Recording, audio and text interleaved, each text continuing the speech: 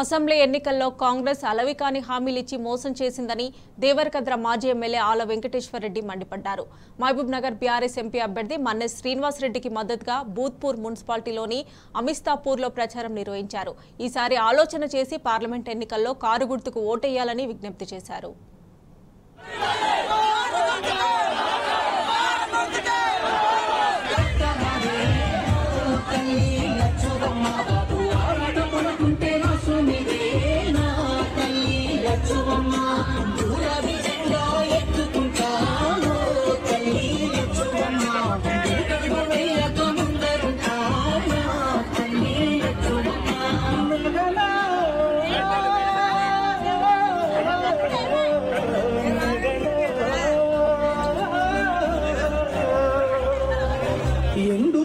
చెరుగు అడుగుతుంది.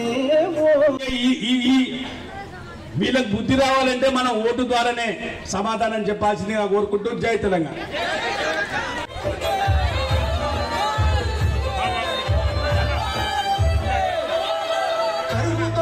ఫ్రీ బస్సే కదా, మీకు ఎన్ని ఖర్చు అయిందో నేను చెప్తా, కూర్చోండి అని చెప్పిన.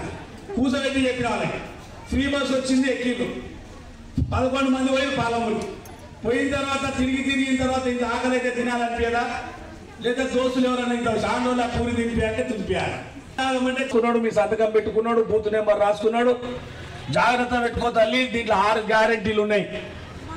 6 గ్యారెంటీ అంజమ్మకు వస్తేమో ఆగు, అందరి ఇంటి ఉంది ఒకదాని 6 గ్యారెంటీలు ఉన్నాయి, 13 హామీలు.